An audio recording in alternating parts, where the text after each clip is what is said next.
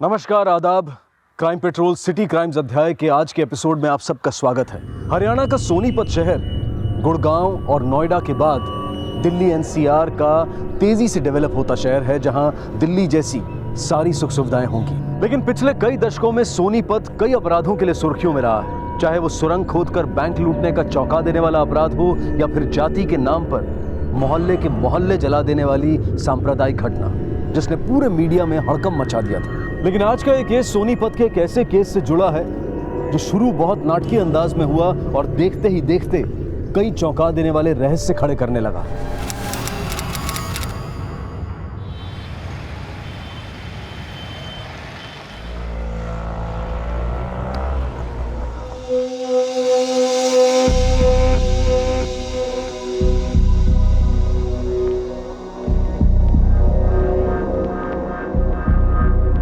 खेड़ा साहब। कैलाश बसरा जी, आप फिर आ गए? अब क्या बात हो गई? खेड़ा साहब, वो कल्याणपुर मार्केट से हमारी गाड़ी चोरी हो गई और हमें लगता है ये उसी आदमी का काम है जो कई दिनों से हमारा पीछा कर रहा है। खेड़ा साहब, प्लीज हमारी मदद कीजिए। मैं जो कह रहा हूं बिल्कुल सच कह रहा हूं।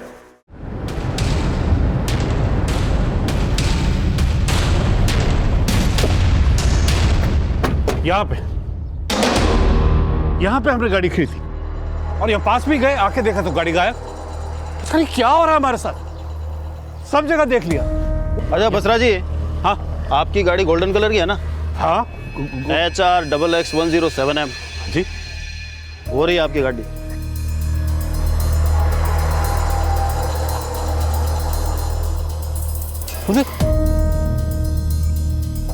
यही गाड़ी है ना आपकी? हाँ गाड़ी तो यही, लेकिन हमने वहां खड़ी की थी, ये यहाँ कमाल करते हो बसरा जी आप, हैं? उम्र के साथ साथ जो है आपकी बैम करने की आदत भी बढ़ गई है। गाड़ी यहाँ खड़ी कर रखी है, ढूंढ रहे हो उसको आप। रोज नई कहानियां बनाते हो आप लोग। अगर आइंदा हमारा वक्त बर्बाद किया ना आपने तो मैं लीगल एक्शन लूंगा आप लोगों के खिलाफ। चलो भाई।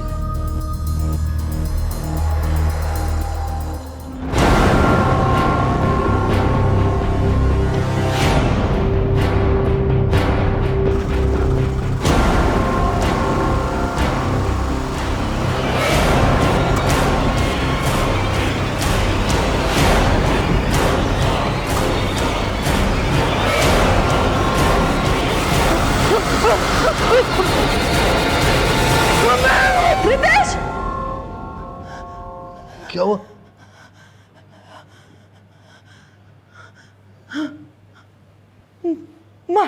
मार डाला मेरे बच्चे को।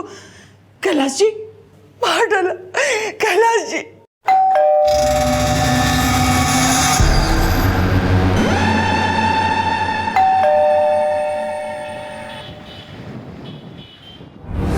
हाँ कैलाश जी, तो बोलिए क्यों मिलना चाहते थे आप मुझसे?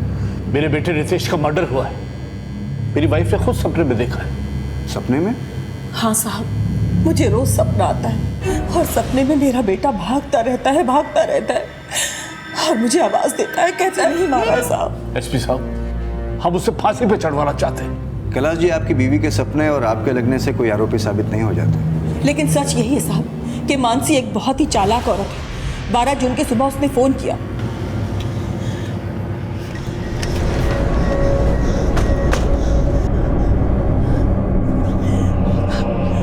मानसी सबके सामने कहानी तो यही बना ली थी कि रितेश की मौत नेचुरल है, उसे हार्ट अटैक आया था।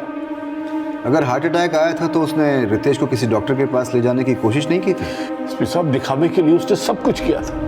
एम्बुलेंस भी बुलाई थी, लेकिन जब वो रितेश को हॉस्पिटल लेके पहुंचे तो वहां पे उन्होंने उसे डेड डिक्लेयर कर दिया। तो आपने पहले ही पुलिस कंप्लेंट क्यों नहीं की? क्या करते एसपी साहब, हम लोग सदमे में थे। वो मानसी ने रितेश की अंतिम संस्कार की सारी तैयारियां पहले से कर रखी थी। हम लोग सत्ते में बस देखते ही रह गए और रितेश का दाह संस्कार भी हो गया। यानी पोस्टमार्टम की कोई गुंजाइश ही नहीं बची। तो कैसे साबित होगा कि मर्डर हुआ था या हार्ट अटैक आया था? कोई सबूत है आपके पास कि मानसी ने ही रितेश का मर्डर किया था? हाँ सर, उसे रितेश की मौत का कोई दुख ही नहीं। उसके मरने के बाद वो बिल्कुल नॉर्मल हो गई। और रितेश का मर्डर करके मानसी का मकसद उसका बिजनेस और उसकी प्रॉपर्टी पे कब्जा करना था। अब वो रितेश की company Basra tiles and marbles के डायरेक्टर भी बन गई। और हाँ सर, उसका रितेश की मौत के पहले से अफेयर भी चल रहा था। अफेयर? हाँ सर, मानसी एक कैरेक्टरलेस औरत है। उसकी हरकतों के बारे में मेरे बेटे ने खुद अपनी मौत से 6 महीने पहले हमें बताया था। बता तो सही, चोट कैसे लगी? उस औरत ने मुझे इतना बड़ा धोखा दिया है जिसे बताने में मुझे शर्म महसूस हो रही है। धोखा दिया? साफ साफ बोलना, क्या बात है? हुआ क्या है? पापा, उसका अफेयर चल रहा है। सानिया और मोंटी की खातिर मैं उसे सुधरने का मौका दे रहा हूं, लेकिन वो है कि जब अफेयर नहीं है तो मिलने क्यों जाती उससे? मैं कुछ भी करूं, तुमको उससे क्या? देखो अभी तुम्हारा बहुत हो गया। हाँ, इधर मेरे से बात, इधर बात करो मुझसे, जवाब दो। ये सब दोबारा मेरे अफेयर की बात की ना तो मैं सुसाइड कर लूंगी। और हाँ, मरूंगी नहीं, होश में आते बोलूंगी कि तुम्हारी वजह से मैंने सुसाइड किया, तुमने मुझे मजबूर किया था। आप इतना कुछ जानते थे, फिर भी आपने रितेश की मौत के बाद कोई एक्शन नहीं लिया। यही तो गलती की सर। उस औरत के नाटक ने हमें ये सोचने पे मजबूर कर दिया कि रितेश का शक उसकी गलतफहमी है, लेकिन हम लोग गलत थे। रितेश का शक एकदम सही था और हमने उस औरत से इनडायरेक्टली पूछने की कोशिश भी की। बहू जी पापा। मुझे तुमसे एक बात पूछनी थी। हाँ जी, पूछिए। बेटा, ये रितेश को अचानक हार्ट अटैक आया, एक्चुअली वो कुछ मेडिसिन लेते थे। कैसी मेडिसिन? शायद हार्ट प्रॉब्लम से रिलेटेड मेडिसिन लेते थे। हम लोग सोनीपत के हर क्लिनिक में गए, लेकिन कहीं से पता नहीं चला कि रितेश किसी डॉक्टर से कंसल्ट कर रहा है। और 2 महीने पहले हम लोग सोनीपत पुलिस स्टेशन में भी गए। वहां पे इंस्पेक्टर खेड़ा को हमने सब कुछ बताया, लेकिन वो बोले कि देखिए, आपके लड़के का अंतिम संस्कार हो चुका है, इसलिए अब हम कुछ नहीं कर सकते। लेकिन हमने हार नहीं मानी एसपी साहब। मानसी के खिलाफ सबूत और गवाह इकट्ठे करने के लिए हम सोनीपत के हर मेडिकल स्टोर में गए, ये पता लगाने कि रितेश उनसे हार्ट की बीमारी की कोई दवाई लेता था क्या। तभी हमें लगा कि कोई हमारा पीछा कर रहा है।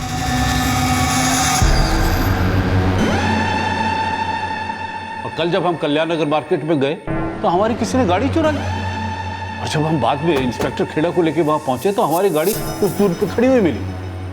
उन्हें लगा कि हम लोग झूठ बोल रहे हैं, और उनके जाने के बाद मेरे फोन से मेरी वाइफ के फोन पे कॉल आया। सर, हमें लगता है कि वो कॉल मानसी के लवर ने ही की होगी।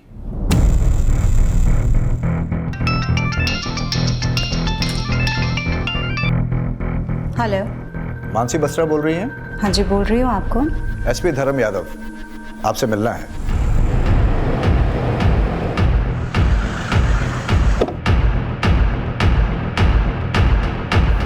सर, मेरे सास ससुर को शक करने की आदत है। हाथ धोकर पीछे पड़ गए हैं वो मेरे। तंग आ गई हूँ मैं ये रोज रोज के ड्रामे से। सर, आप एक काम कीजिए, मुझे अरेस्ट कीजिए और जेल में डाल दीजिए। देखिए, अगर हमें ऐसा करना होता तो हम आपको बोलने का मौका ही नहीं देते। रितेश को दिल की बीमारी थी या उसका हार्ट अटैक एक प्लान्ड मर्डर था? ऐसा कुछ नहीं था सर। सच तो ये है कि मेरे सास ससुर को मैं कभी पसंद ही नहीं थी। पिछले 20 सालों से मैं उनकी नफरत झेल रही हूँ। रितेश मुझसे प्यार करते थे, एक ऐसी लड़की से जिसको मेरे सास ससुर कभी भी अपने घर की बहू नहीं बनाना चाहते थे। उनका बस चलता तो वो उसी दिन मुझे फांसी चढ़ाते थे, जिस दिन रितेश ने उनकी मर्जी के खिलाफ जाके मुझसे शादी की थी। मैं और रितेश दिल्ली के सेम कॉलेज में पढ़ते थे। मैंने मिस दिल्ली कंपटीशन जीता था and Ritesh was very happy. मुझे आज भी याद है जब रितेश ने मुझे पहली बार कहा था, So Miss Delhi, will you marry me? लेकिन रितेश, तुम्हारे मॉम डैड मानेंगे? You don't worry about it. मैं उन्हें मना लूंगा।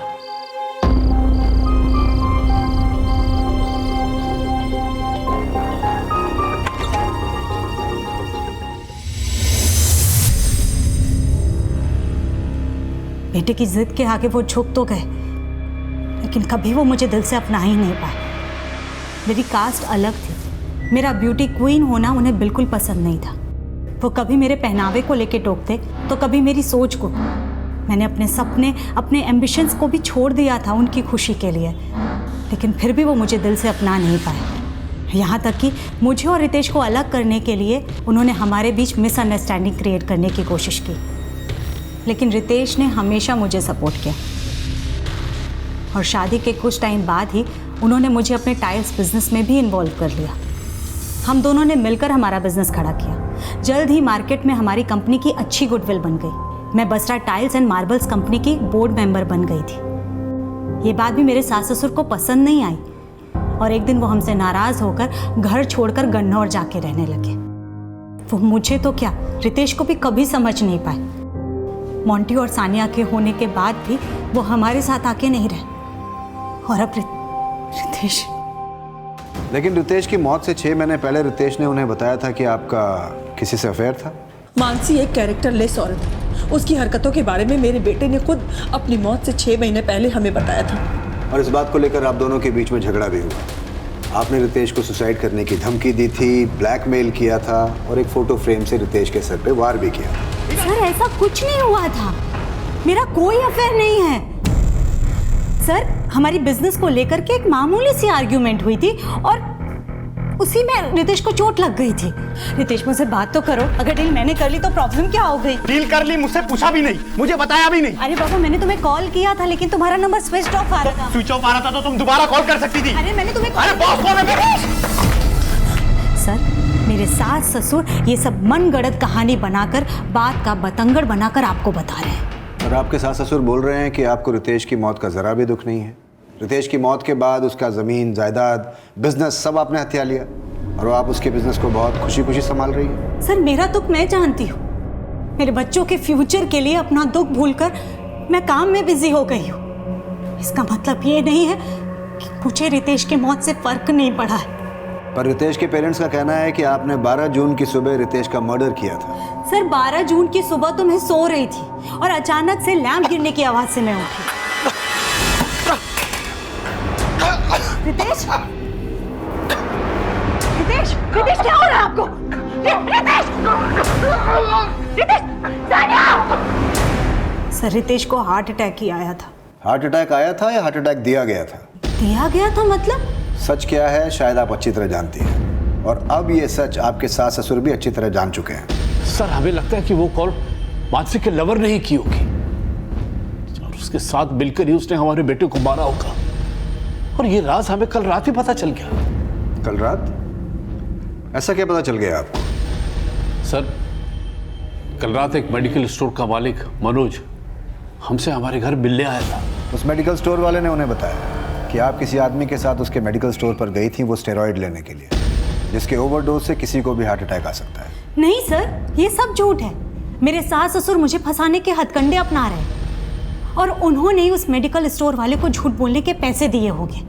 वो मुझे जेल भेजकर रितेश की प्रॉपर्टी और बिजनेस पर कब्जा करना चाहते हैं और उन्होंने अपनी नीयत मुझे पहले ही दिखा दी थी। मानसी? जी पापा। बेटा रितेश ने अपना बिजनेस शुरू करने के लिए मुझसे 50 लाख रुपए उधार लिया था। अब वो तो रहा नहीं, सोच रहा हूँ बिजनेस मैं टेक ओवर कर लूँ। जब मोटी 18 साल लेकिन पापा उन्होंने तो कभी मुझसे ऐसा नहीं कहा कि उन्होंने आपसे कुछ पैसे लिए हैं। तो मैं क्या झूठ बोल रहा हूँ? नहीं पापा मेरा कहने का वो मतलब नहीं था। मैं बिजनेस संभाल रही हूँ और आपको इनके बिजनेस की कोई तुम क्या संभाल रही हो मुझे अच्छी तरह पता है। तुम अपने बच्चों को संभालो, बिजनेस मैं देखूंगा।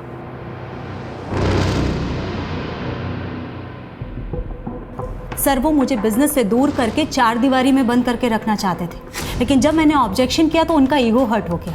वो ये सब बेबुनियादी आरोप लगा रहे हैं मुझे। सर रितेश की मौत के बाद मैंने ही उन्हें रिक्वेस्ट किया था कि वो हमारे साथ रहे। मुझे लगा रितेश के जीते जी मैं जॉइंट फैमिली की खुशी नहीं दे सकी हूँ मेरे सास ससुर को, तो उनकी मौत के बाद।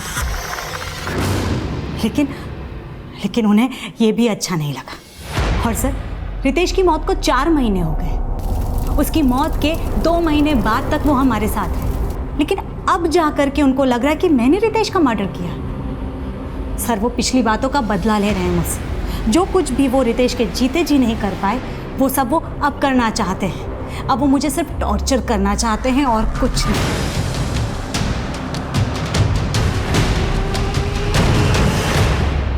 बहुत चालाक औरत है, कहीं ऐसा ना हो कि हमारे खिलाफ पुलिस को भड़का दे।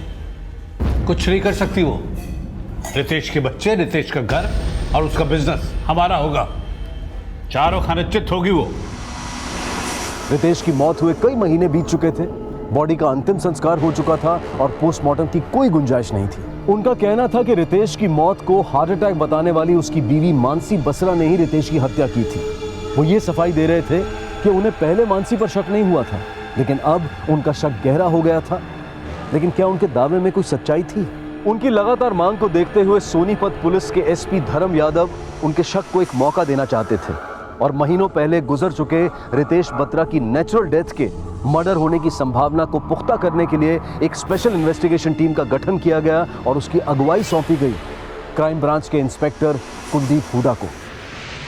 सर, ना मैं रितेश बसरा को जानता हूँ ना मानसी बसरा को, लेकिन जब उनके पेरेंट्स मेरी शॉप पर आए और उन्होंने पूछा कि रितेश बसरा हमसे हार्ट से रिलेटेड दवाइयाँ लेता है क्या, तो मैंने उन्हें मना कर दिया। लेकिन जब वो चले गए तो मेरा एम्प्लॉय मेरे पास आया और उसने मुझे बताया। सर, वो तो रितेश बसरा की फ़ोटो थी ना? रितेश बसरा को? बसरा टाइल्स एंड मार्बल का मालिक जो है वो आई थी हमारी दुकान पे, आपको याद है? सर, उसके ऐसा कहते ही मैंने नेट पे रितेश बसरा के बारे में सर्च किया तो मुझे पता चला कि उसकी डेथ तो काफ़ी दिनों पहले हो चुकी है। और सर, मैंने नेट पे जब फिर से मानसी बसरा का फोटो देखा तो मुझे याद आया कि मानसी बसरा हमारे शॉप पर आ चुकी है किसी और आदमी के साथ। जानते हो मानसी बसरा का क्या कहना है?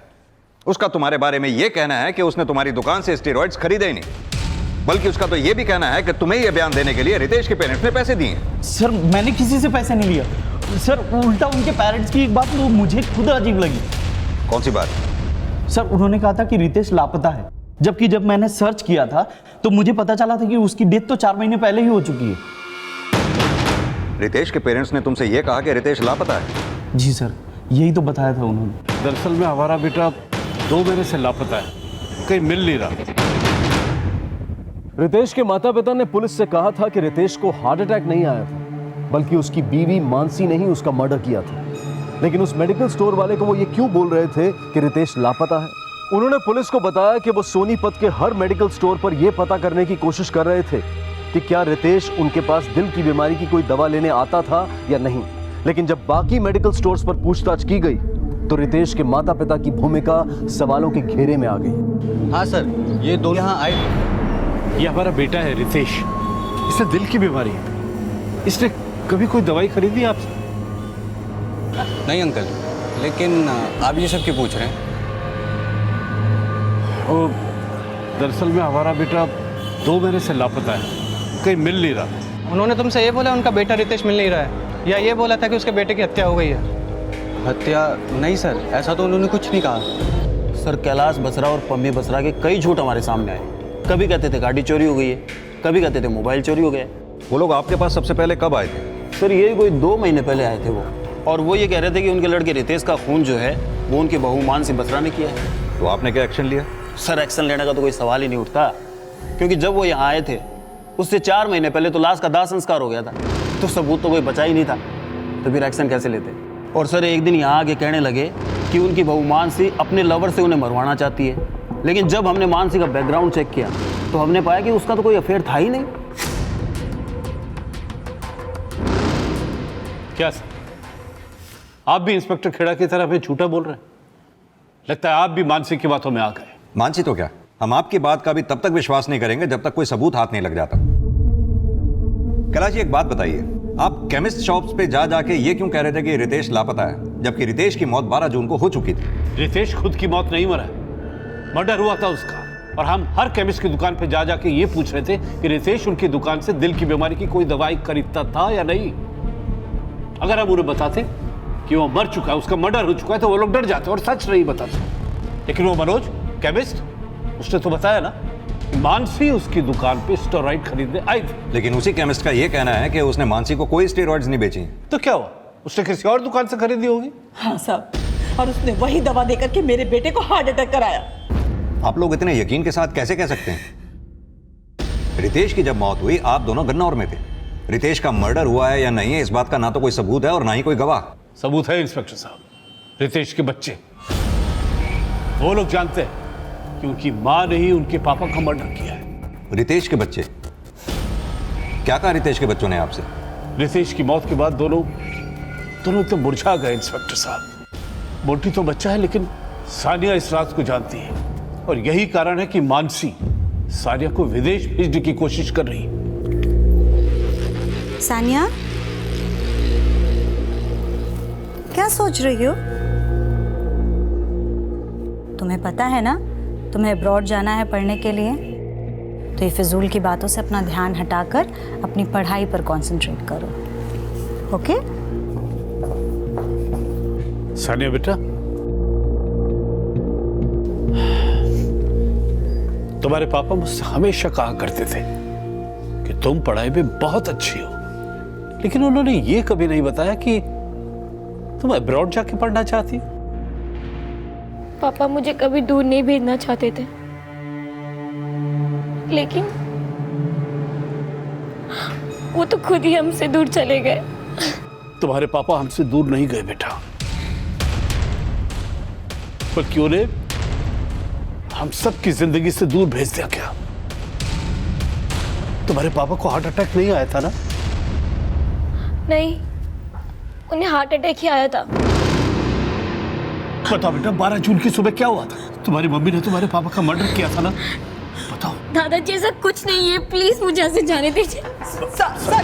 सानिया से हमने कई बार बात करने की कोशिश की, लेकिन उस दिन के बाद से उसने हमसे बात करना ही बंद कर दिया। शायद वो असलियत जानती है साहब, इसीलिए मानसी ने उससे हमसे बात करने के लिए मना कर रखा है। मैंने कभी सानिया को उसके दादा दादी से बात करने के लिए मना नहीं किया, बल्कि मेरे सास ससुर की सोच घटिया है। आप ही बताइए, अगर किसी बच्चे के सामने उसकी माँ के कैरेक्टर पर सवाल उठाए जाएंगे तो क्या वो उस टॉपिक पर बात करना पसंद करेगा? मेरे बच्चे अभी तक अपने पापा की मौत के सदमे से उभरे भी नहीं, और वो उन्हें मेरे खिलाफ जबरदस्ती भड़का रहे हैं। उनकी सोच इतनी घटिया है कि वो मेरी बेटी से सवाल कर रहे हैं कि मेरा अफेयर किसके साथ है। सानिया बेटा, तू जो कुछ भी जानती है ना, सब सच सच बता दे। तेरे पापा के एब्सेंस में तेरी मम्मी से मिलने के लिए कौन आदमी आता था? सानिया, सानिया बेटा, सानिया मेरी बात तो सुन। सानिया, सानिया, मोंटी, बस मम्मी जी, हद हो गई। मोंटी बेटा तू अंदर जा। मम्मी जी क्या हो गया है आपको? आप बच्चों से ऐसे सवाल पूछ रही हैं? हाँ तो तू ही बता दे ना, तू ही बता दे कि किस किस के साथ तेरा चक्कर है। किस कुत्ते के लिए तूने मेरे बेटे को मार डाला? बोल। मम्मी जी आप मुझे इतना गया गुजरा समझती है? रितेश की प्रॉपर्टी के लालच में आप... लालची तो तू है और हत्यारन भी। हमारे बेटे को मार डाला। मैं तुझे छोड़ूंगा नहीं, फांसी पर चढ़वा के रहूंगा।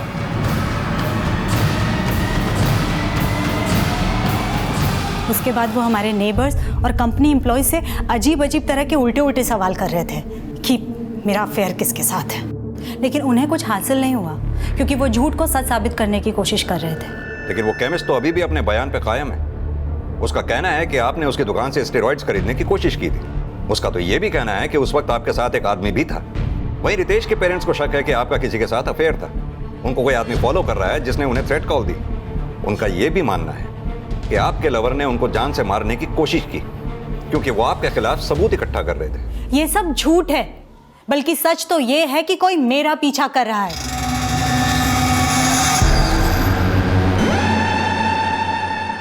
सर उल्टा मुझे ये लगता है कि मेरे पीछे मेरे सास ससुर ने किसी को लगा रखा है, और अब वो ये कहानी बना रहे हैं कि मैं उन्हें मरवाना चाहती हूँ। ये केमिस्ट भी उनकी गंदी साजिश का हिस्सा है। और केमिस्ट का ये कहना कि आपके साथ उस समय कोई आदमी भी था? सर ये सब कुछ मेरे सास ससुर की रची हुई मनगढ़ंत कहानी है। वो सिर्फ ये साबित करना चाहते कि मेरा किसी के साथ अफेयर है और मैंने उसके साथ मिलकर अपने पति का मर्डर किया है। लेकिन इस बात में कितनी सच्चाई है कि रितेश एक हार्ट पेशेंट था? क्योंकि हमें ऐसे किसी डॉक्टर का पता नहीं चला जिससे रितेश कंसल्ट कर रहा था, और आपके मुताबिक रितेश हार्ट डिसीज की दवाइयां ले रहा था। हाँ सर, रितेश हार्ट से रिलेटेड प्रॉब्लम की दवाइयां ले रहे थे, लेकिन ये स्टेरॉइड का रितेश के हार्ट अटैक से क्या कनेक्शन है? और सर मैं तो उस वक्त सो रही थी जब रितेश को हार्ट अटैक आया। रितेश, रितेश, रितेश क्या हो रहा है आपको? रितेश, सानिया, सानिया, सानिया, सानिया जल्दी आ, तेरे पापा को कुछ हो गया। सानिया, रितेश, रितेश, रितेश, रितेश क्या हो रहा है आपको? सानिया जा करके रस्तोगी अंकल और बलबीर अंकल को बुला कर जल्दी चल सानिया, जल्दी। फिर मैंने एम्बुलेंस बुलाने के लिए फोन किया। अंकल देखिए। क्या हुआ बेटा? बलवीर भाई साहब देखिए ना, रितेश को क्या हो गया, कुछ बोल नहीं रहे। जल्दी ले चलिए रितेश, संभाल रितेश। लेकिन हॉस्पिटल ले जाते ही उन्हें डेथ डिक्लेयर कर दिया गया। क्या वक्त रहा होगा जब रितेश को हार्ट अटैक आया?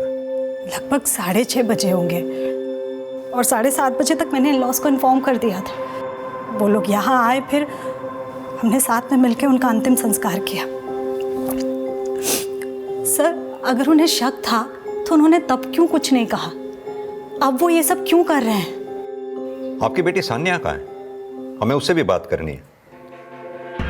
सान्या बेटा, 12 जून की सुबह आपके पापा की डेथ हुई थी और आपकी मम्मी के मुताबिक आपके पापा को हार्ट अटैक आया था। बेटा, हम ये जानना चाहते हैं कि डेथ होने से एक रात पहले आपके पापा की सेहत कैसी थी? वो ठीक थे। इनफैक्ट वो मेरे रूम में भी आए थे।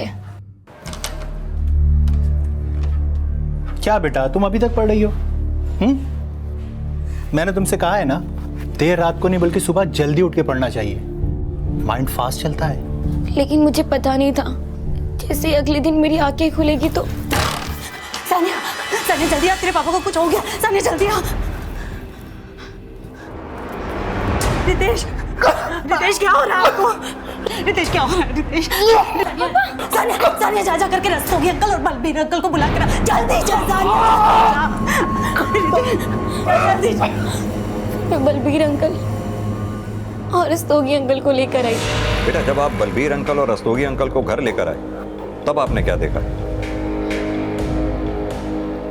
मुझे कुछ याद नहीं है, मुझे कुछ याद नहीं है सर। सानिया ने जैसे ही बोला कि रितेश को हार्ट अटैक आया, और सर जब हम वहाँ गए मानसी तब तक एम्बुलेंस बुला चुकी थी। अच्छा, जब आप दोनों घर में गए तो रितेश की हालत कैसी थी? मतलब ऐसा कुछ देखा कि रितेश दर्द से तड़प रहा हो? अंकल देखिए। क्या हुआ बेटा? बलवीर भाई साहब देखिए ना, रितेश को क्या हो गया, कुछ बोल नहीं रहे। शायद हार्ट अटैक आया इन्हें। रितेश सर, शायद एम्बुलेंस आने से पहले ही रितेश मर चुका था। उसकी बॉडी में सर कोई मूवमेंट नहीं था।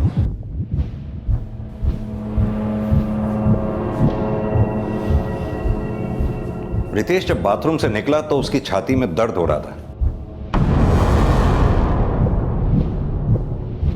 दर्द से लड़खड़ाते हुए वो यहां पहुंचा और खुद को संभालते हुए उसके हाथ से ये लैंप गिरा और आप लैंप गिरने की आवाज से उठी।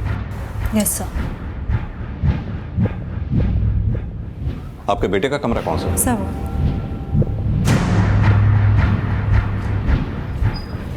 आप प्लीज यहीं रुकिए।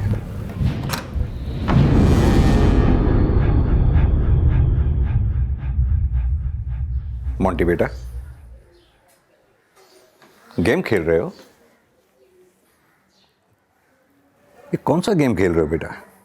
आपको पता है यही गेम मेरे बेटे को भी बहुत पसंद है। आपको अगर बुरा ना लगे तो मैं ये गेम अपने फोन में ट्रांसफर कर लूं? थैंक यू बेटा। इसमें तो बहुत अच्छी पिक्चर्स हैं आपकी। और ये क्या, आप अपने पापा के साथ रेसलिंग करते थे? Yes uncle.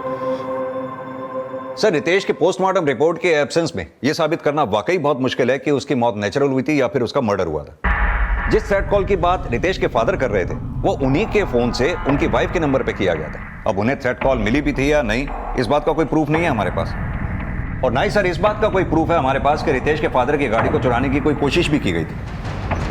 यही गाड़ी है ना आपकी? ये सब हकीकत है या कहानियां?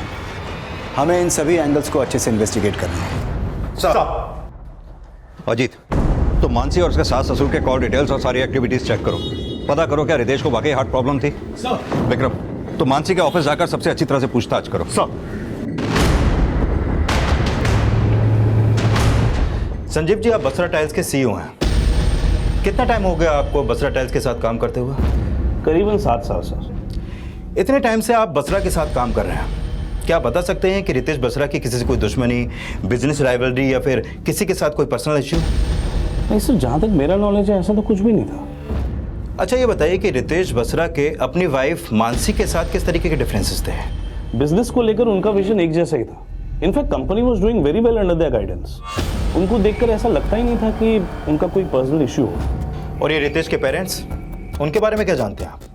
ज़्यादा तो कुछ नहीं, लेकिन हाँ, कुछ टाइम पहले रितेश जी के फादर यहाँ आके हमारे स्टाफ और मुझसे कुछ अजीब से सवाल पूछ रहे थे। सबको पूछ रहे थे कि मानसी बसरा का किससे अफेयर है। सर वो काफ़ी अनाप शनाप बोल रहे थे। मुझे लगा था कि शायद उन्हें कोई मेंटल प्रॉब्लम है। लेकिन हमने सुना कि रितेश को हार्ट प्रॉब्लम था, क्या ये सच है?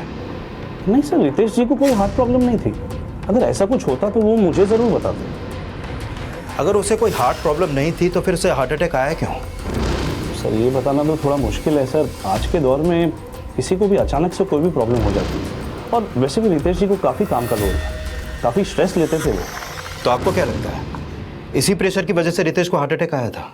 हार्ट अटैक तो अब तुझे आएगा जब जेल में पुलिस वाले तेरे गाल लाल करेंगे। पापा जी, आप ये सब जो कुछ कर रहे हैं इससे आपको कुछ हासिल नहीं होने वाला। क्यों आप अपने मरे हुए बेटे की मौत का तमाशा बना रहे हैं? यार घुमाए तू और तमाशा हम बना रहे हैं। हाँ इनफ मम्मी जी। ज्यादा इनफ उनफ ना कर। अरे बड़ी आई मिस दिल्ली, मैं तुझे मिस जहन्नम बना दूंगी। मेरे बेटे को खा गई उल्टा कहीं की। हद।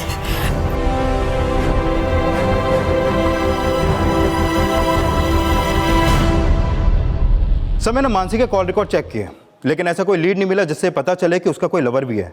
मैंने उसकी एक्टिविटीज भी चेक की। वो रोज सुबह 8 बजे अपने घर से जिम जाने के लिए निकलती है।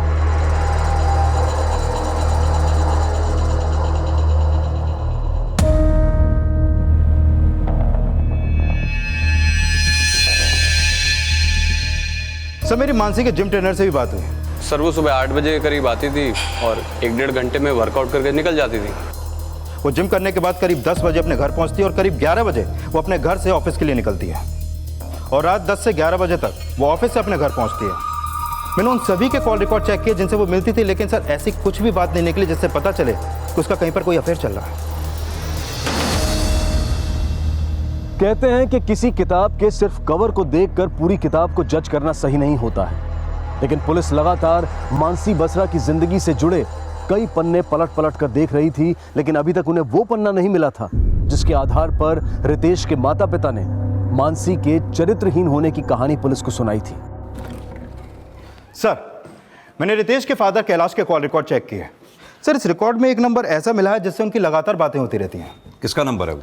सर ये नंबर प्राइवेट डिटेक्टिव कौशल सांगवान का है। Private detective? हाँ सर।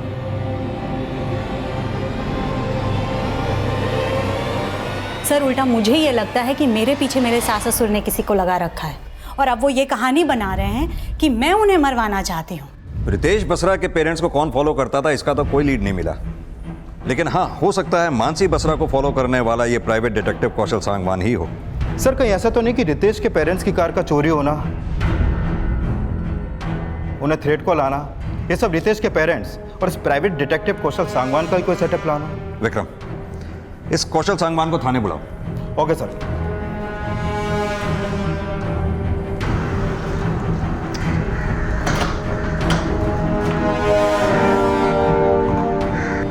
सर कैलाश बसरा जी ने मुझे हायर किया था ताकि मैं उनके बेटे रितेश बसरा के मर्डर के एविडेंस कलेक्ट कर सकूं, क्योंकि सर बिना एविडेंस के तो आप लोग भी कोई एक्शन नहीं ले रहे थे। तो फिर आपने क्या एक्शन लिया मिस्टर कौशल सांगवान?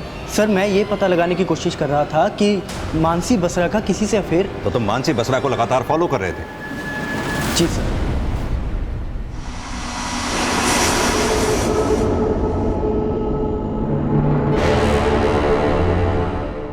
तो क्या लगता है मानसी बसरा का किसके साथ अफेयर है? सर इस बात का मुझे कोई स्ट्रॉन्ग प्रूफ नहीं मिला।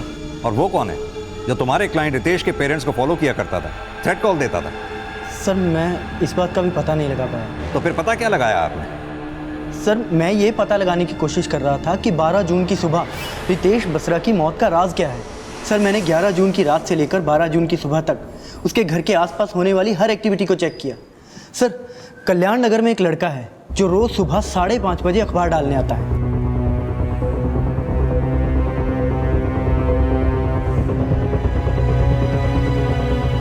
सर अगली सुबह जब मैंने उस लड़के को रोककर उससे पूछताछ की तो उसने मुझे यह बताया कि उसने 12 जून की सुबह वहां एक छोटी सफ़ेद गाड़ी को खड़े देखा था।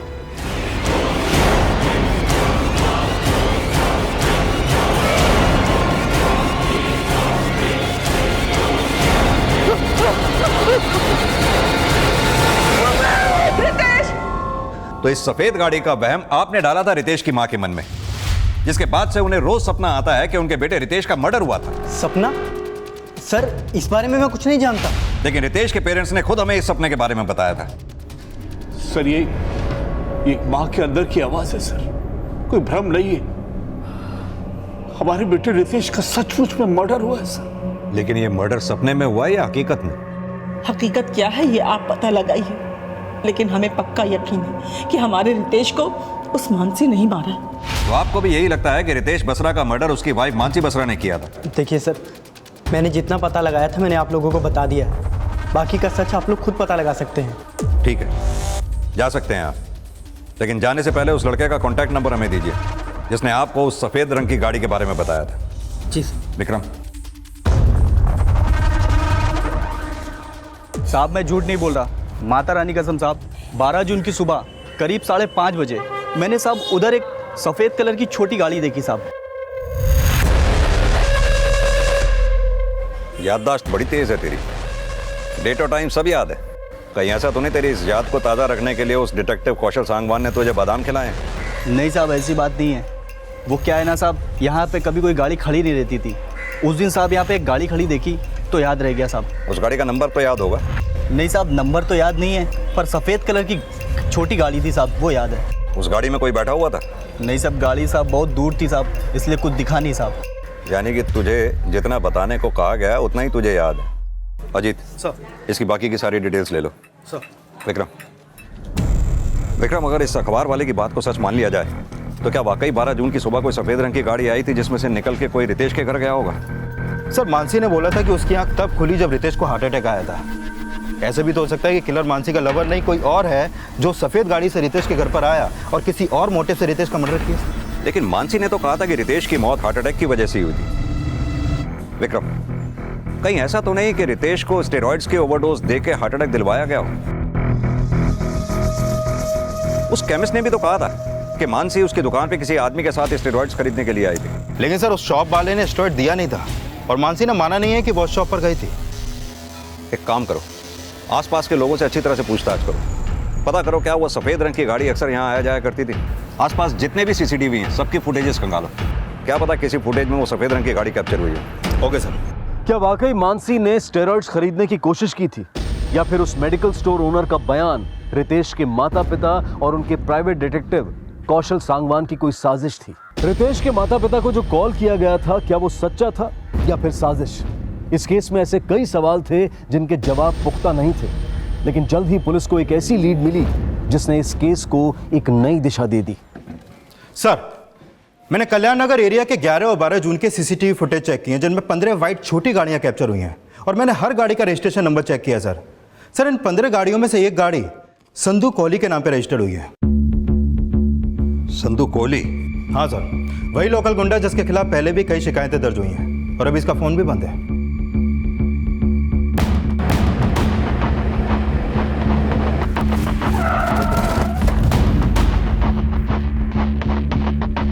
सर यही घर है। अजीत सर, ताला तोड़ो, पूरे घर की अच्छी तरह से तलाशी लो।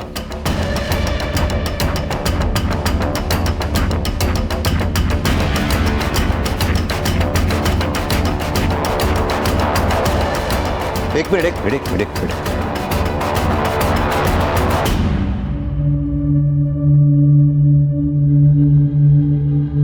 विक्रम, ये तो वही कड़ा है जो रितेश की कलाई में था। और देखो,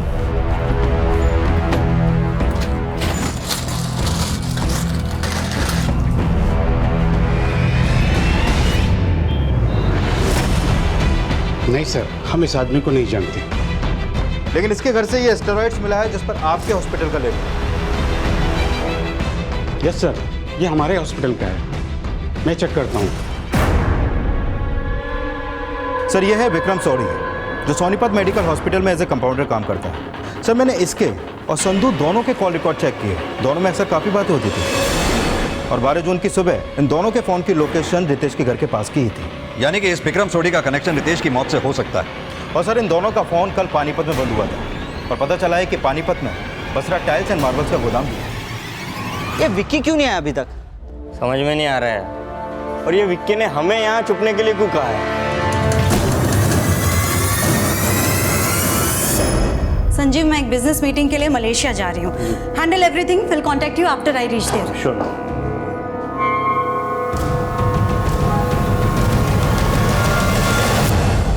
हाँ तो मानसी जी, तुम्हारे जिम ट्रेनर से ही मिलके आ रहा हूं मैं। मानसी जी, अब सारी कहानी मैं ही सुनाऊंगा या तुम भी कुछ बोलोगी?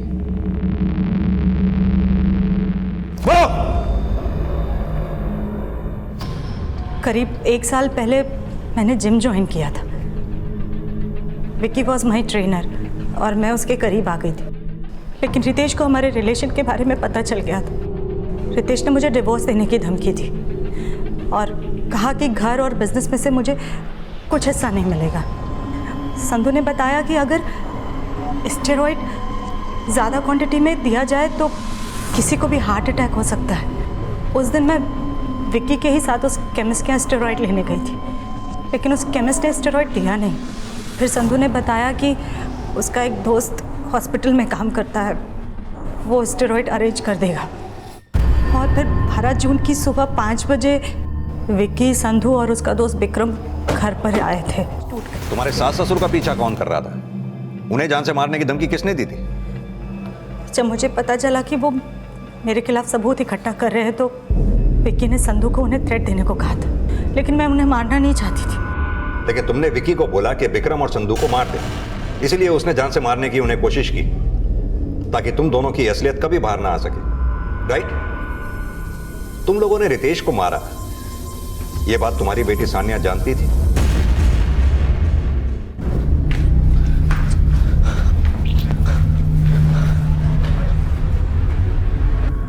पापा,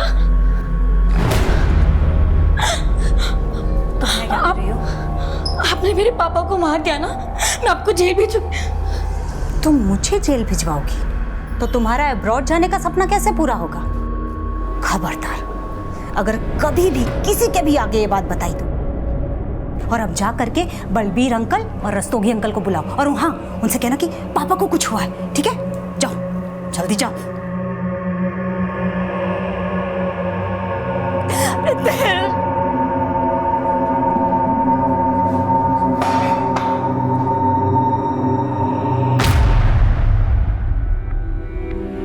मानसी और विक्की ने सोचा था कि उनका अपराध कभी सामने नहीं आ पाएगा, लेकिन कहते हैं ना, आप सच को जितना मर्जी दबाने की कोशिश कीजिए, वो एक ना एक दिन सामने आ ही जाता है। देखते हैं हमारे आज के एपिसोड की दूसरी कहानी। 30 विक्टिम्स, 21 लाख की चोरी, 6 एटीएम्स को लूटा गया, 3 व्यक्ति शक के घेरे में।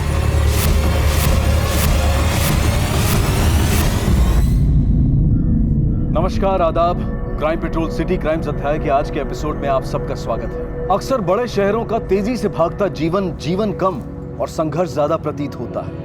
क्लेश और कलह से भरी ये जिंदगी मानो एक तनख्वाह से अगली तनख्वाह तक का एक सफर बनकर रह गई। एक वक्त था जब हमसे हमारे खर्चे थे, लेकिन आज हमारे खर्चों से हम। नतीजा, अचानक आया कोई नया खर्चा, पैसों का चोरी हो जाना या खो जाना एक एक पाई पर टिकी हमारी जिंदगी को हिलाकर रख देता है। आधुनिक जीवन ने हमें कई सारी सुविधाएं दे रखी हैं, लेकिन अगर सावधानी न बरती जाए तो यही सुविधाएं तनाव का कारण भी बन सकती हैं।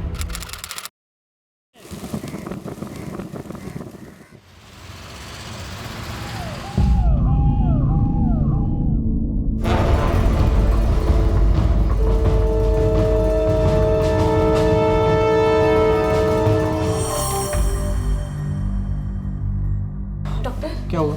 अभी के लिए थिंग्स आर अंडर कंट्रोल, पर जितनी जल्दी हो सके ऑपरेट करना होगा। हाँ मैम, ऑपरेट कर दीजिए। ओके, आप डिपॉजिट पे कर दो, हम इमीडिएटली ऑपरेशन शुरू कर देंगे। कितना करना पड़ेगा? अभी के लिए एडवांस 50,000 डिपॉजिट करा दीजिए। 50,000? एवढे पैसे कुठून आले? तू काळजी नको, मी करतो काहीतरी, और कुछ भी लगा तो मुझे फोन कर, ठीक है? चिंता मत कर, मैं करता हूँ, काळजी नको, मी आलो। संभाळ।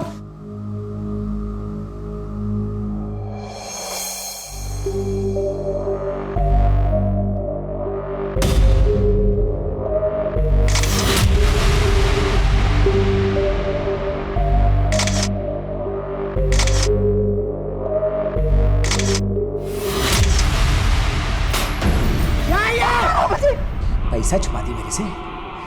पैसा अम्मी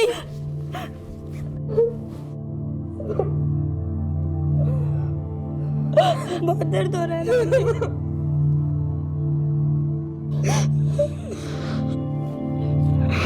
चुप कर, जल्दी कर, अम्मी की मदद कर, चल बाकी के पैसे इकट्ठे करने में।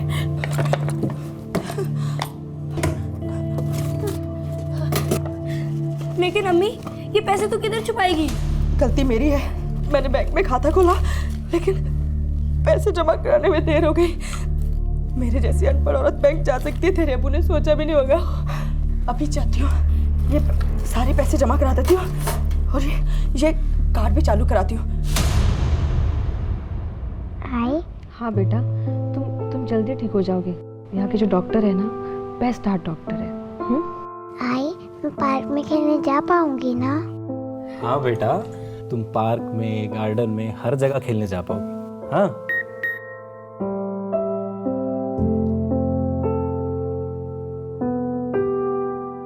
आरती, पैसे डिपॉजिट हो गए।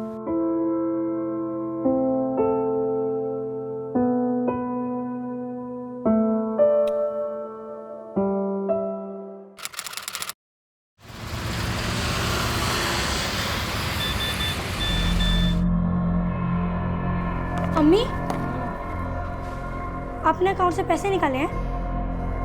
नहीं तो। देखो मैसेज आया है 40,000 रुपया कटने का। क्या 40,000? क्या कह रही है तू? दोबारा चेक कर, क्या कैसे चेक कर इसे? अम्मी मैंने देख लिया है, पैसे कट गए हैं। मेरे सारे पैसे चले गए। या अल्लाह। ऑटो बैलेंस दिखा रहा है। हाँ, अरे नहीं, वो ये नेटवर्क का इश्यू होगा, बैलेंस है उसमें।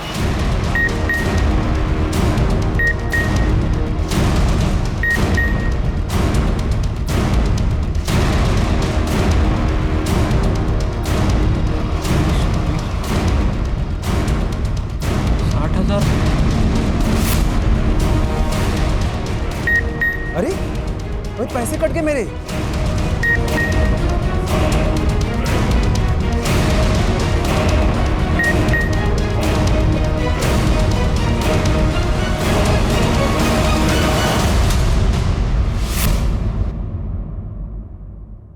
हमारी जानकारी के बगैर या हमारी अनुमति के बगैर जब हमारे बैंक अकाउंट से पैसा निकल जाने की इंफॉर्मेशन हमें मिलती है तो हम वाकई चौंक जाते हैं, सहम जाते हैं, ठगा हुआ महसूस करते हैं।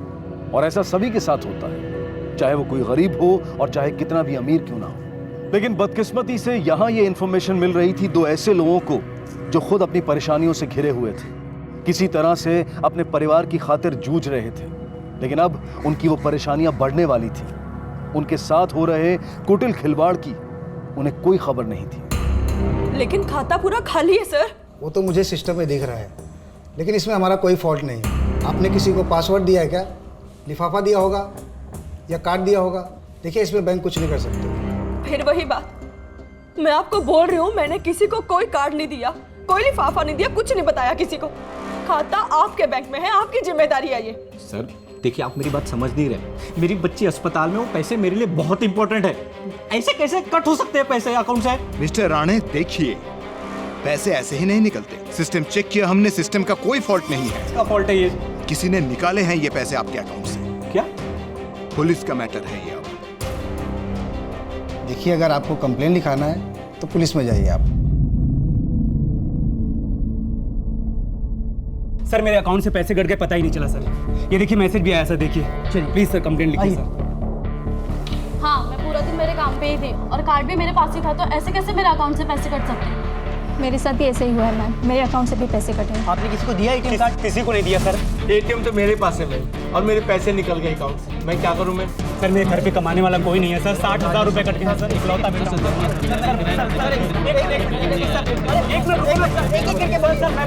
एक के बोलिए सर। मैंने मेरे फैमिली को भेजने के लिए रखे थे पैसे, सारे के सारे कट गए। आपने अपना कार्ड आखिरी बार कब और कहाँ यूज़ किया था? बोरीवली में ITI बैंक के ATM में कार्ड यूज़ किया था। मैंने अपना ये कार्ड बोरीवली के ITI बैंक के ATM में यूज़ किया था सर। बोरीवली के ITI बैंक के ATM से पैसे निकाले थे। बोरीवली में ITI बैंक के ATM से पैसे निकाले थे। ITI बैंक के ATM में। आपने किसी को अपना पिन या पासवर्ड बताया था?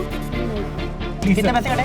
60,000 रुपये से 35,000, 15,000, 20,000, 10,000, 75,000 रुपये कट गए मैडम। देखिए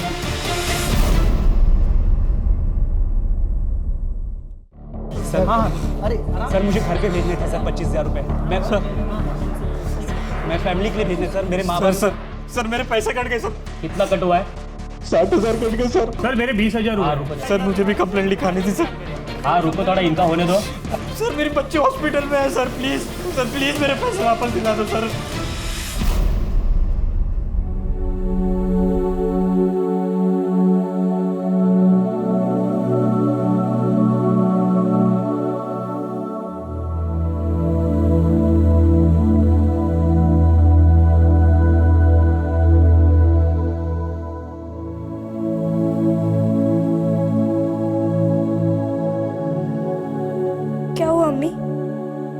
पैसे वापस नहीं मिले? बैंक वाले कह रहे हैं कि पुलिस में जाओ करके। पुलिस में गई तो तेरे अब्बू मुझे मार देंगे। मैंने सोचा था बैंक में पैसे रखूंगी तो वहां महफूज रहेंगे, लेकिन वहां भी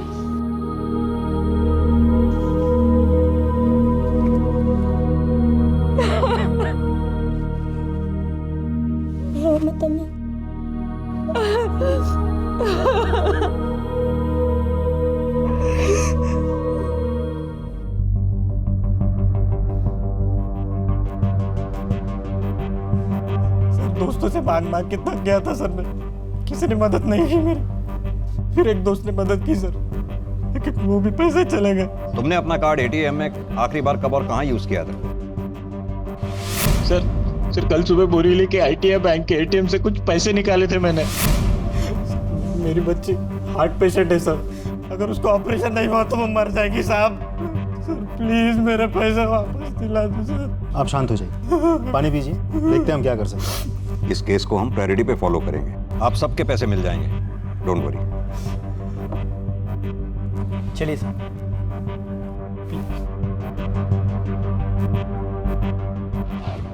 सर हैकर वैकर का चक्कर लगता है। देशमुख या फिर कोई बैंक से कनेक्टेड है जो अंदर बैठकर सारी इंफॉर्मेशन बाहर लीक कर रहा है। एक बार मोडस ऑपरेंडी का पता चल जाए तो कल्प्रेट को पकड़ना आसान हो जाएगा। एक काम करो, कुल कितने पैसे गए, किस किस के पैसे गए, किस किस ATM से विड्रॉ हुए, सबकी एक लिस्ट बनाओ। सर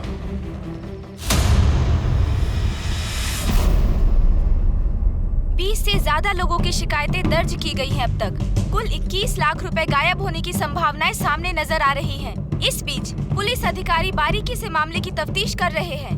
जैसा कि आपने अभी देखा, पुलिस ने और लोगों से अनुरोध किया है कि किसी के साथ ऐसा कुछ हुआ हो तो वो सामने आकर रिपोर्ट दर्ज करवाएं।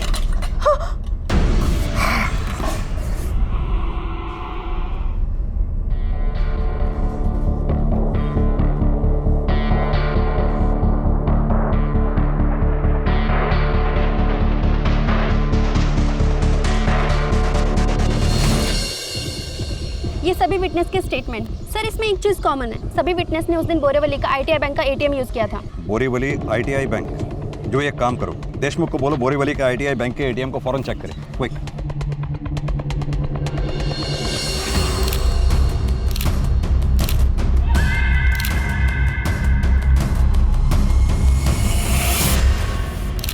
सर यहाँ मेरी ड्यूटी सुबह 8 से रात के 8 बजे तक है, उसके बाद शिफ्ट खत्म। फिर तुम्हारे चले जाने के बाद? सर दूसरा गार्ड है ही नहीं, मैं सिर्फ अकेला हूँ। CCTV camera? सर वो तो मेन ब्रांच से कनेक्टेड है। सर लगता है इस ATM को टेम्पर किया गया है। अंदर बात करके फुटेज निकलवाओ। जी सर।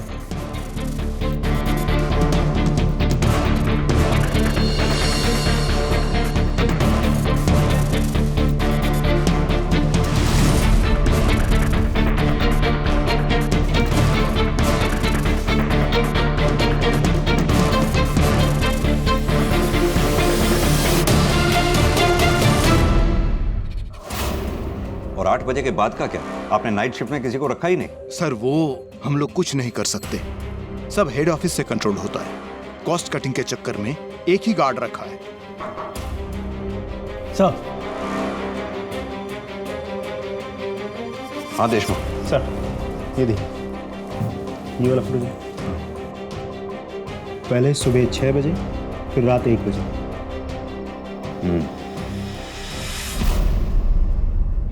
ये देखिए, ये लेटेस्ट मॉडल है और ये बेस्ट फोन है। इनफैक्ट मैं खुद ये फोन खरीदने वाली हूँ। इसका कैमरा डुअल लेंसेस और बहुत अमेजिंग है। इसमें पोर्ट्रेट मोड भी है। बहुत ही अच्छा फोन है। आई एम श्योर आपको पसंद आएगा।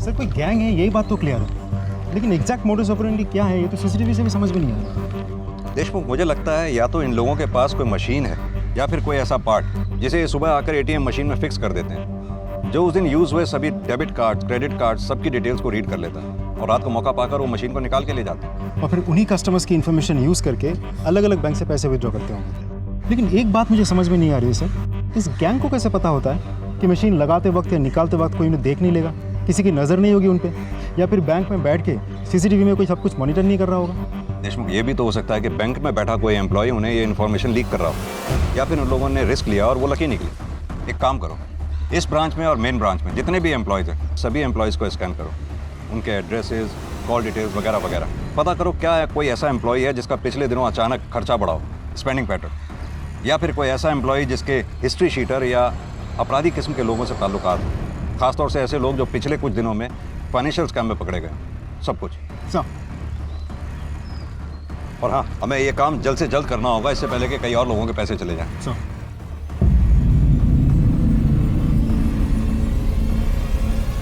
देखो जरा। सर।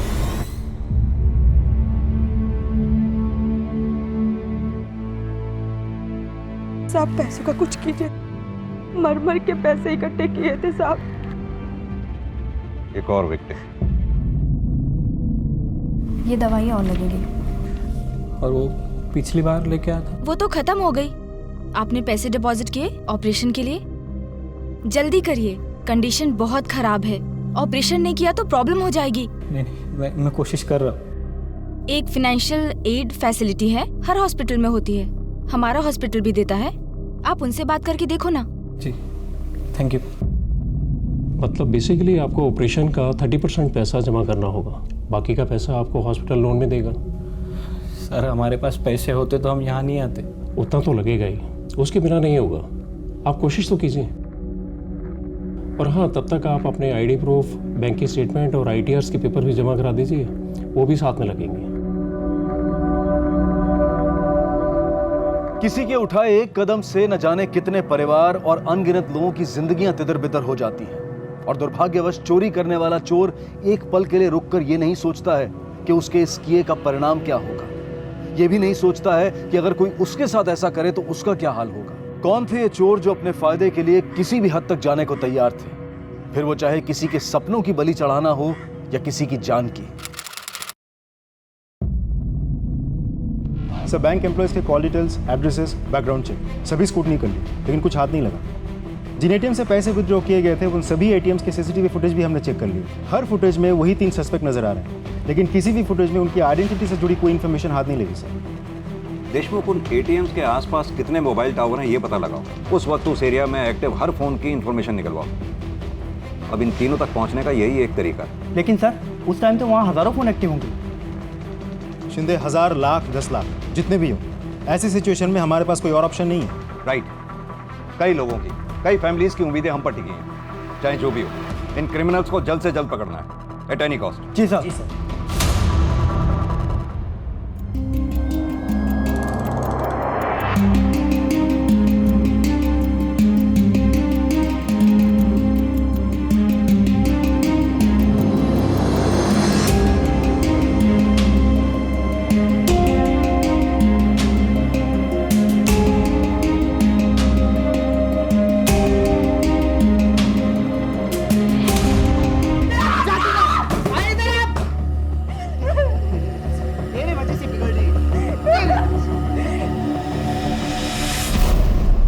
क्या है, दिखता नहीं क्या? समीर, बच्ची है यार, रिलैक्स। आसमा, क्या हुआ? चलो यार, मुझे लेट हो रहा है, मैं निकलती हूँ। तन्वी, तुम घर जाओ, मैं सना को छोड़ के आता हूँ। ठीक है, तू चुप हो जा, मेरे साथ चल। क्या हुआ?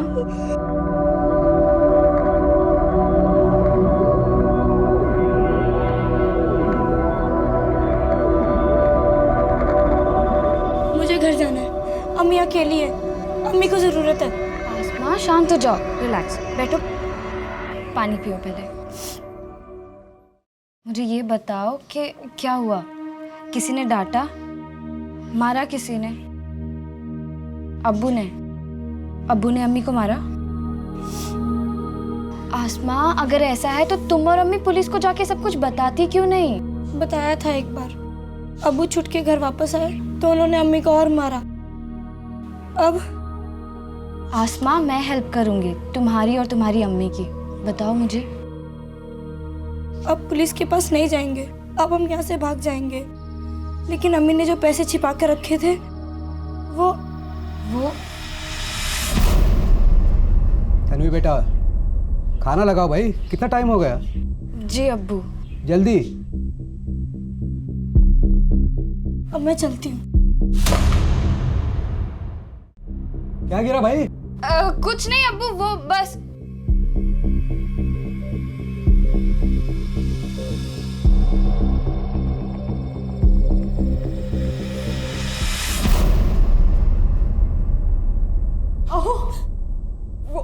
वो मनु की सांसें फिर से रुकी है। अरे तो डॉक्टरला बोलो ना, डॉक्टर कुठे है? डॉक्टर अंदर है, लेकिन वो बोल रहे हैं कि पैसों के बिना वो ऑपरेशन नहीं करेंगे। यार सब मेरी गलती। अपने बेटी के ऑपरेशन के लिए पैसा नहीं जमा कर पा रहा हूँ मैं। क्या करूँ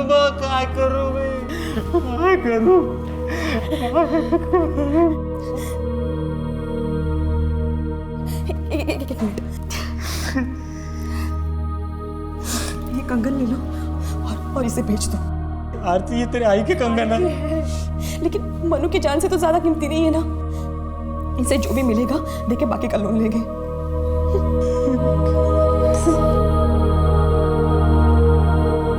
शरत, आरती और उन जैसे कई पीड़ितों की स्थिति वाकई में दुखदाई थी, लेकिन उनकी परेशानियां फिर भी बरकरार थी। इलाज के लिए गए कर्जे ने उनका जीना दूभर कर दिया था। वहीं दूसरी तरफ मायूस जिंदगी और बेरहम हिंसक पति से बचकर अपनी बेटी अस्मा के साथ कहीं दूर भाग जाने की जोया की योजना दिन ब दिन नाकामयाब नजर आ रही थी। इधर पुलिस अब भी अपनी कोशिशों में लगी हुई थी। उनके सामने कुछ 5 लाख फोन नंबरों में से अपराधियों के 3 फोन नंबर्स को ढूंढ निकालने जैसा विशाल का लक्ष्य था। बदकिस्मती से समय निकलता जा रहा था, पीड़ितों की परेशानियां बढ़ रही थी और साथ ही बढ़ रहा था चोरों का हौसला।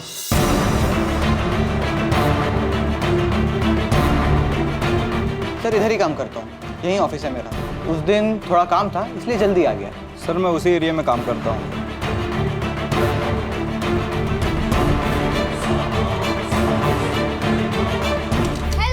Hello. Good morning. Good morning. मैं लेट तो नहीं हुई? नहीं, बिल्कुल नहीं। चेक ये करना है। अरे गोल्ड रिंग, वाह, बर्थडे? नहीं। क्या बात है तन्वी, लॉटरी लगी है क्या? कभी नए कपड़े, कभी नई रिंग। कुछ भी। अरे ये पुलिस क्या कर रही है?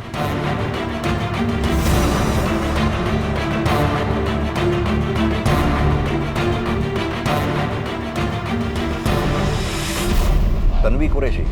सर इस तन्वी कुरैशी की सारी इन्फॉर्मेशन निकलवाई मैंने। भाई और बाप के साथ रहती है, मलाड वेस्ट के एक मोबाइल शॉप में काम करती है। सैलरी करीब 18,000 रुपये, लेकिन खर्चे बहुत ज़्यादा है, इसीलिए डाउट गया इस पर। रॉबरी के बाद से ही रोज़ नए कपड़े, नया मोबाइल फ़ोन। अभी तक कोई ठोस सबूत तो हाथ नहीं लगा सर। देशमुख, वो सीसीटीवी फुटेज फिर से दिखाओ मुझे। सर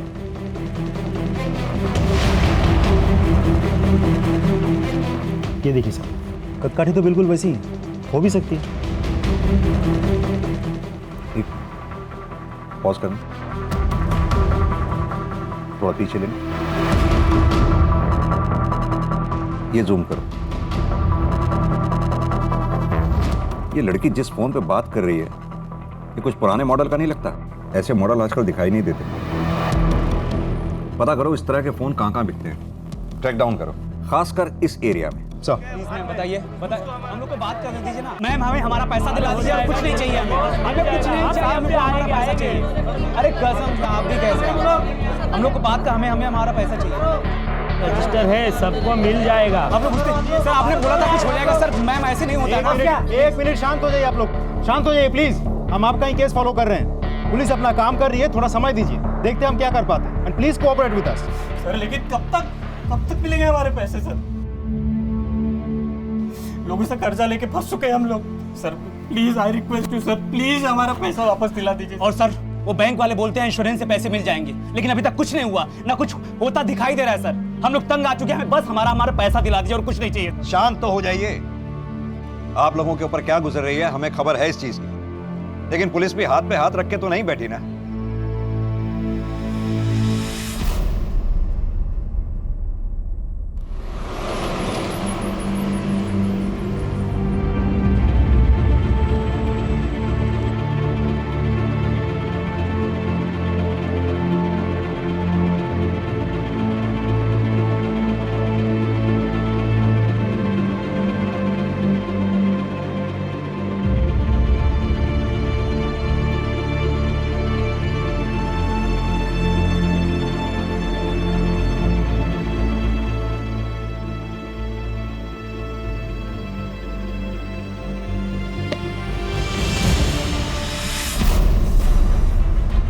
हर फोन का अपना एक यूनिक IMEI नंबर होता है जिससे उस फोन को ट्रैक किया जा सकता है। ये काम मानो घास के ढेर में सुई ढूंढने के समान था। उसी दौरान उसी जगह पर एक्टिव 5 लाख फोन नंबरों में से एक नंबर की पहचान की गई थी। केवल अपने कर्तव्य और निष्ठा के चलते पुलिस ने ये लगभग असंभव सा काम संभव कर दिखाया।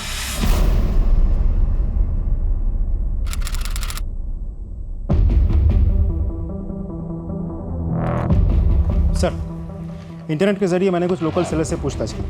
उस मोबाइल का पर्टिकुलर मॉडल तो आउट ऑफ सर्कुलेशन है, लेकिन कांदिवली लिस्ट में एक जगह है, कुछ सेलर्स है जो पुराने हैंडसेट बेचते हैं, लेकिन उनमें से किसी ने भी ये मोबाइल नहीं बेचा सर। वो बुरखे वाली लड़की जिस फ़ोन पे बात कर रही थी उसका IMEI नंबर हमने ऑब्टेन कर लिया है। Good job Shinde. Thank you sir.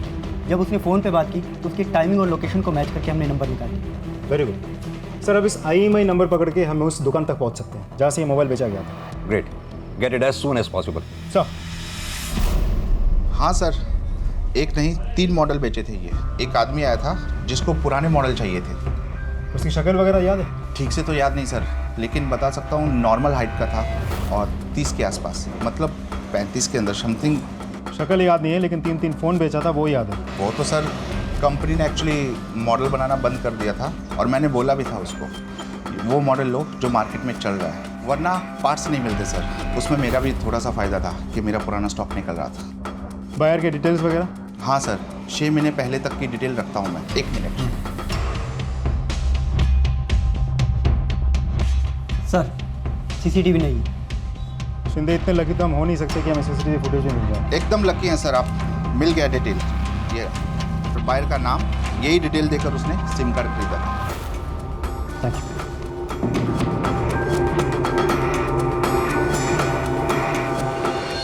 Sir, 2 SIM cards जाली डॉक्यूमेंट्स के थ्रू बनवाए गए थे, फेक नामों पर। Damn it. तीसरे की इन्फॉर्मेशन सही है सर, मैं दिखाता हूँ।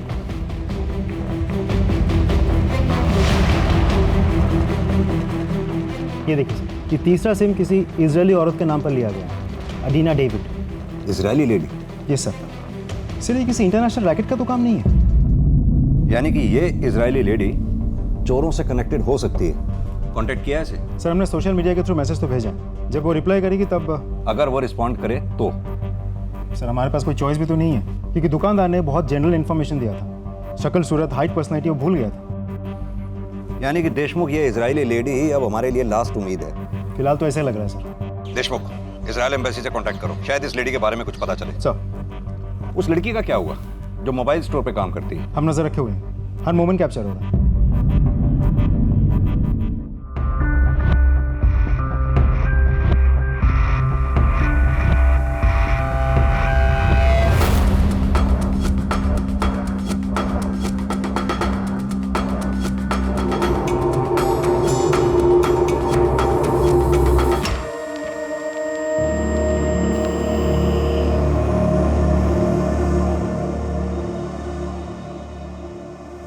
चारा नहीं अस्मा, दर्द होगा, लेकिन इतना नहीं जितना तेरे अब्बू के पीटने से होता है। जैसे तैसे करके वो पैसे इकट्ठा किए थे, तेरे अब्बू से छुपाए। फिर से नहीं होगा अस्मा, फिर से नहीं होगा। वैसे भी एक न एक दिन तेरे अब्बू ने हमारी जान तो ले ही ले ली। मैं नहीं चाहती कि मुझे कुछ हो और तू अकेली रह जाए। मुझे नहीं पता मेरे मरने के बाद वो आदमी तेरे साथ क्या करेगा। तू नहीं समझती अज़मा, तेरी खातिर बोल रही हूँ अज़मा, तेरी खातिर बोल रही हूँ।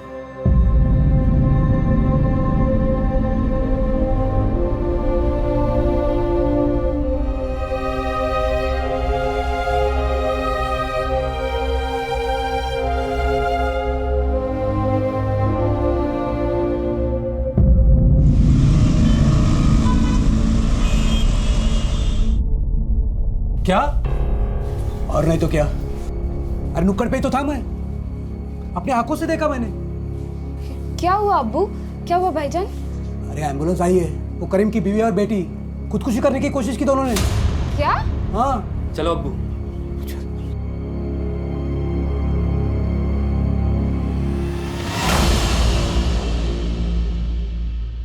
इट्स अंडर कंट्रोल, ठीक हो जाएंगे दोनों। लकीली सही टाइम पर ये घर पहुंच गए थे, वरना कुछ भी हो सकता था सर। नए पुराने काफी घाव है उनके शरीर।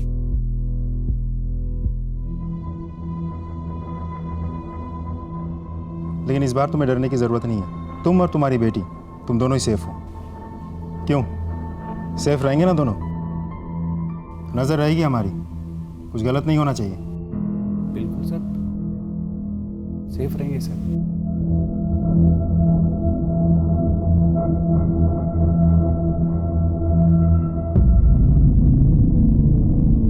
शुक्र है कि एक भयानक आपदा टली और किसी तरह से मां बेटी की जान बच पाई। लेकिन चोरी हुए पैसों को लेकर जोया और अन्य पीड़ितों की तकलीफें अब भी बरकरार थी। एक तरफ पुलिस किसी भी तरह की बढ़त पाने में असफल थी और दूसरी तरफ चोरों की हिम्मत और हौसला दिन ब दिन बढ़ता जा रहा था। इस सिलसिले के जारी रहते कई मासूम लोगों की बलि चढ़ना तय था। सर, उस इजरायली औरत का रिप्लाई आ गया है। Very good. नंबर भेजा है सर, कॉन्टैक्ट करो। Yes sir. Hello, miss Arina David. Yes, this is police sub inspector Amit Deshmukh, Mumbai police, India. okay, Arina, we got to ask you a few questions, okay? okay. Arina, why were you in India that time? What was the purpose? Oh, I come to India for attend to wedding. Okay. Now, did you buy any mobile handset during your stay in India? No, I had my own headset. Oh, I buy SIM card over there. Oh, that's okay, fine. We know about it. Now, do you remember, did you give your details to someone? I give all my details to the shop, right? And it was so legal. Arina, was it a young lady? No, it was young boy. It's like his name Rohu. I can't remember. Okay. Where was this shop exactly? Where did you buy the SIM card from? It's something like Bori. Is that Borivali, right? Right, Borivali. Okay, Arina. Thank you. Thanks, Arina. Sir वही है, रोहेल। दोनों एक ही दुकान में काम करते थे।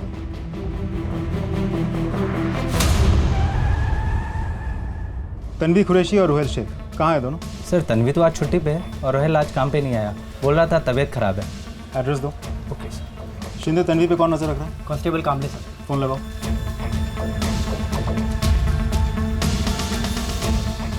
Hello, कामले sir से बात करो। Hello sir. तन्वी घर से बाहर निकली क्या? नहीं साहब, मैं सुबह से इधर ही हूँ, वो घर के अंदर ही है, सिर्फ उसका भाई बाहर निकला है। बहुत अच्छा, हर एक सेकंड नजर रखना। अगर वो घर से बाहर निकले तो पीछा करो और मुझे अपडेट करो। हो सर, जय Hind. Okay sir, address. Thank you.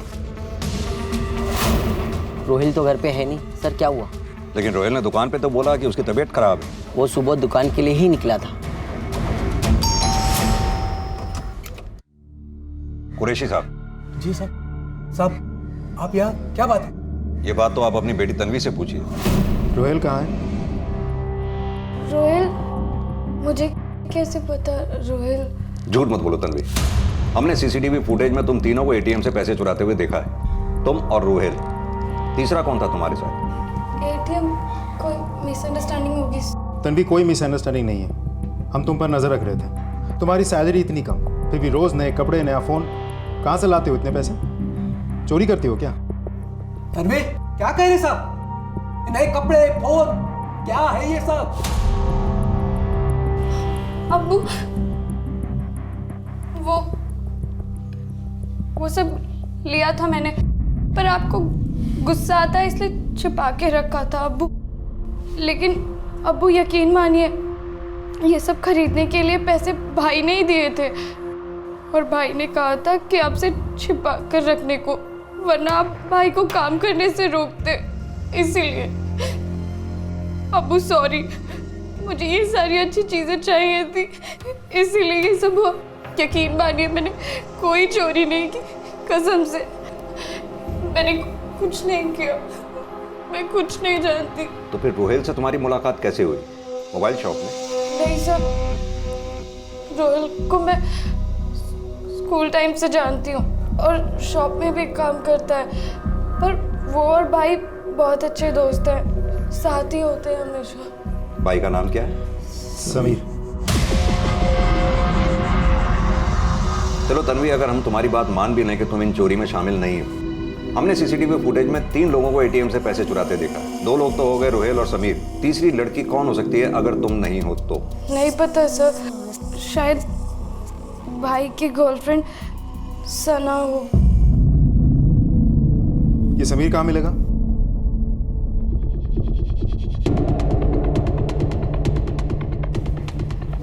यही एटीएम को टारगेट करते हैं, क्या कहते हो? और सीसीटीवी का हम कुछ नहीं कर सकते, लास्ट टाइम की तरह रिस्क लेना पड़ेगा। लेकिन एक बात है, जहाँ ज़्यादा रिस्क वहाँ ज़्यादा फायदा। सर, मुझे लगता है हमने दोनों को मिस कर दिया। नहीं देशमुख, अभी देर नहीं हुई है। इन तीनों के फोटोग्राफ्स बैंक्स और एटीएम्स के आसपास सर्कुलेट करवाओ, लेकिन होशियारी से। अगर इन तीनों को जरा सी भी भनक लग गई तो ये भाग जाएंगे, पकड़ना मुश्किल हो जाएगा इन्हें। सर,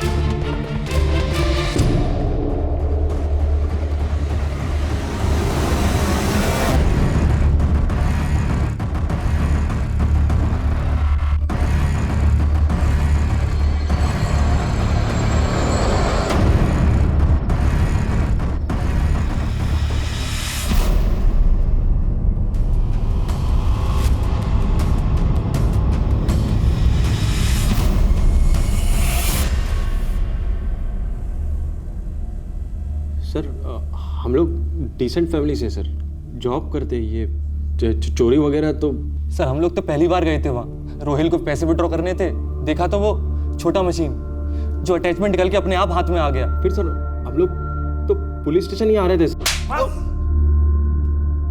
बहुत हो गया, सिर्फ सच बोलो।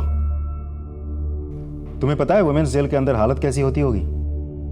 सजा है वो तो एक बात है, लेकिन जेल के अंदर बाकी के कैदी तुम्हें जीने नहीं देंगे। तुम्हारी वो हालत करेंगे जो तुम झेल नहीं पाओगी, और ना ही तुम्हें वहां कोई बचाने आएगा। समझ रही हो मैं क्या बोल रहा हूँ? बगल वाले लॉकअप में समीर और रुहेल का इंट्रोगेशन चल रहा है। उन दोनों में से किसी एक ने भी मुंह पहले खोल दिया ना, तो बाकी दोनों की सजा बहुत लंबी होने वाली है। अब तुम सोच के डिसाइड कर लो, हमारे साथ कोऑपरेट करोगी या?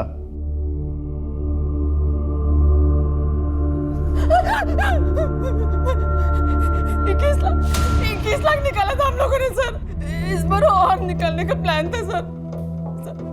सर मैंने अभी आपको सब कुछ सच बता दिया सर, प्लीज प्लीज छोड़ दीजिए सर, प्लीज।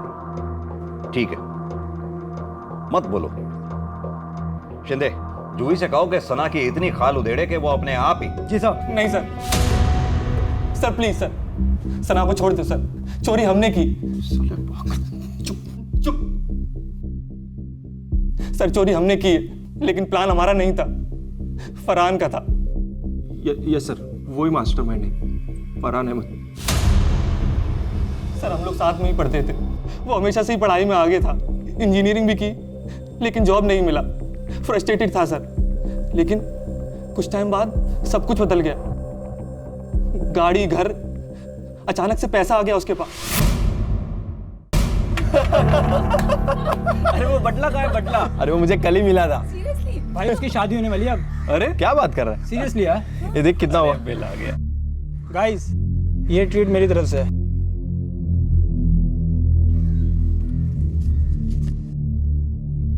क्या बॉस, कोई लॉटरी लगी है क्या? समझ ले, लग गई है लॉटरी। मजाक मत कर, सच बता। तुम लोगों की भी लग सकती है, दम चाहिए, लेकिन रिस्क लेना पड़ेगा। रिस्क लोगे तो फायदा होगा, नहीं तो बैठे रहो ऐसे ही। या कीप द चेंज।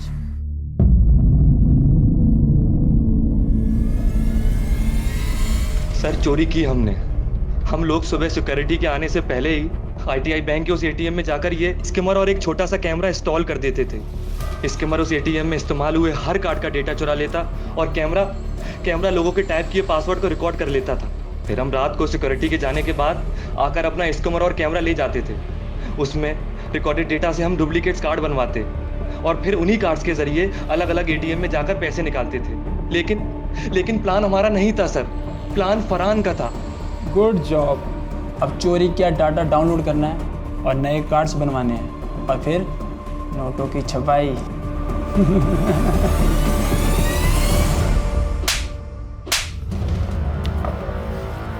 दूसरों की जिंदगियां बर्बाद करके गाड़ी और फ्लैट खरीदोगे? जिनके पैसे लूटे उनके बारे में कभी सोचा?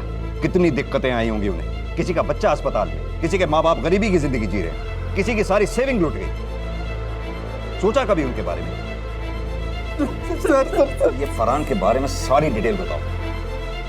बोलो। सर फरहान अहमद का कुछ पता नहीं चल रहा है, कहाँ गायब हो गया वो? ये स्कीमर्स वगैरह अरेंज करना, इतनी प्लानिंग करना कोई आसान काम नहीं है। ये कोई छोटा मोटा क्रिमिनल नहीं, पहुंचा हुआ क्रिमिनल होगा। ये रोयल समीर सना उसके प्यादे हैं। असली रैकेट काफी बड़ा है। पुलिस का मानना बिल्कुल सही था। इस सारे रैकेट का सरगना फरहान अहमद आज भी फरार है, आजाद घूम रहा है। सूत्रों के अनुसार वो कहीं विदेश में छिपा हुआ है और ये केस अब भी अदालत में जारी है। इस बीच इस केस के शिकार पीड़ितों को अपने खोए हुए पैसे बैंक में जमा राशि पर मौजूद बीमे के कारण धीरे धीरे वापस मिले और आखिरकार जोया अपनी बेटी समेत अपने क्रूर पति से अलग होने की हिम्मत जुटा पाई। मैं ना अपना काम खत्म करके तुम्हें लेने आऊंगी, ठीक है? अच्छे से जाना। पुलिस के हस्तक्षेप के कारण जोया और अस्मा आज एक सुरक्षित जीवन जी रहे हैं। बाय। उन्हें मजबूर होकर शहर छोड़कर नहीं भागना पड़ा। शरत और आरती अपने बीते हुए कठिन वक्त को पीछे छोड़कर अपनी बेटी के साथ एक सुखमय जीवन व्यतीत कर रहे हैं। अपराधियों ने काफी होशियारी से एक पेचीदा प्लान बनाया और उसे बखूबी अंजाम भी दिया, लेकिन एक सत्य को नजरअंदाज कर बैठे जो कि अमिट है, अविवादित है, अजय है कि न्याय और अन्याय की जंग में जीत हमेशा न्याय की होती है। अपराध कानून को नहीं बल्कि आखिर में खुद अपराधी को ही खत्म कर देता है। बहरहाल सावधानी बरतना हम सबकी जिम्मेदारी है और अपराध को मिटाना सिर्फ कानून व्यवस्था का ही नहीं बल्कि हमारा भी उत्तरदायित्व है। इन अपराधियों के इरादों को नाकाम करना हमारी जिम्मेदारी भी है। अपने क्रेडिट कार्ड या डेबिट कार्ड का इस्तेमाल करते समय कुछ सावधानियां बरतनी बेहद जरूरी है। एटीएम के आसपास नजर घुमाएं। अगर उसके पास रोशनी ना हो, उसकी रखवाली करने के लिए कोई गार्ड तैनात ना हो या फिर एटीएम किसी सुनसान जगह पर हो तो उसका इस्तेमाल ना ही करें तो बेहतर है। कभी कभी एटीएम में कीपैड के ऊपर या उसके आसपास एक छोटा सा कैमरा छिपाया जाता है जो आपके द्वारा डायल किए गए पासवर्ड या पिन नंबर को रिकॉर्ड कर लेता है। इसलिए हमेशा पासवर्ड या पिन का इस्तेमाल करते समय अपने दूसरे हाथ से उंगलियों को और कीपैड को ढक लें। इस एपिसोड में दिखाई गई सावधानियों को ना भूलें और उन्हें अपनी रोजमर्रा की जिंदगी में लागू करें ताकि फिर से कोई इस तरह के अपराध का शिकार न बन पाए। इसी विचार के साथ अब मैं अनूप सोनी आपसे विदा लेता हूं। फिर मुलाकात होगी अगले एपिसोड में एक और चौंका देने वाले केस के साथ।